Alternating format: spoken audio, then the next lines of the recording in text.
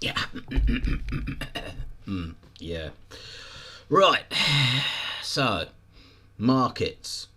Bitcoin's up 1.8 at 17,160. Ethereum's up 1.8 at 1288. BNB's up 1 at 301. GMX has had a good night, 14.7 up, and Ethereum proof of work is on 8.7 up. Losers, not really anything to mention. BNX is down 6%. Everything else is hovering around that 2% down. HT 2.5%. That's about your lot on that front.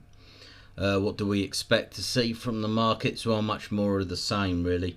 It will retest those support levels again. If we breach it, possibly see a sunnier side, but it's more likely to bounce back down and then try to build up again. Right, news-wise, I guess the big news of the last 24 hours is Sam's New York Times interview. I don't know how many of you bothered to listen to that outright, but I went through it all. Essentially, what did he say? Essentially, breaking it all down. He said, you have to bear in mind that FTX is not just FTX.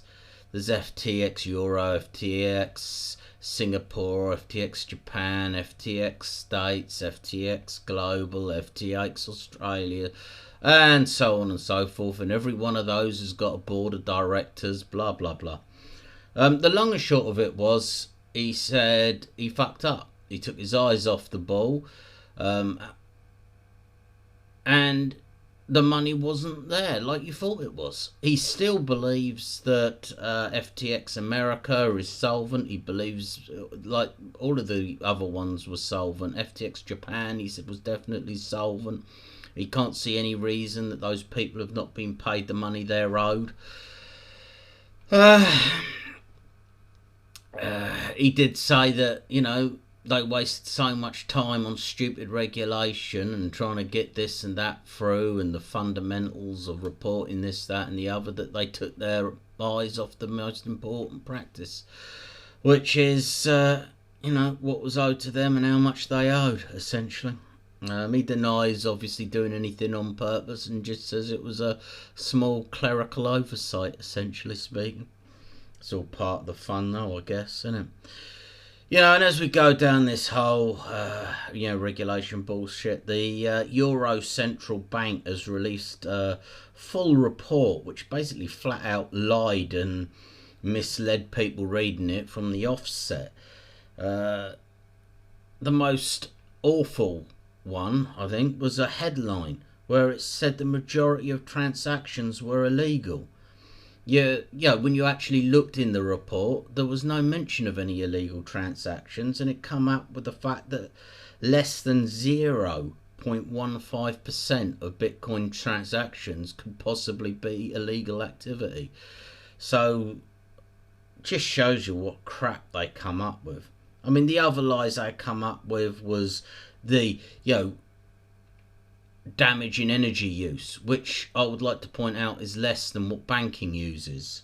They were moaning about fraud and manipulation trying to be used to influence regulation, and it's like, well, yeah, that's exactly the same process that banks use. They were talking about fraud. Well, let's not forget some of the world's biggest banks. Look, Wells Fargo, it was fined $3 billion for fraud going back decades.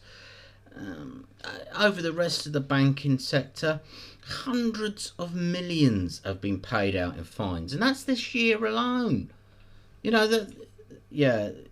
Clearly it's just crap. So I'm not going to waste any further time on that. Kraken has cut 30% of its workforce. These are major cuts going on there. Like anything that's crypto winter, things have to tighten up, I guess. Telegram is planning to create crypto wallets and a decentralized exchange. That's to go along with its TON blockchain. I guess that's all good. And apecoin, it's had a little bit of a pump as its staking platform becomes closer to reality. So there you are. That's you caught up on a Thursday. Yeah, have a good one. All things crypto by a duck life. See you next time.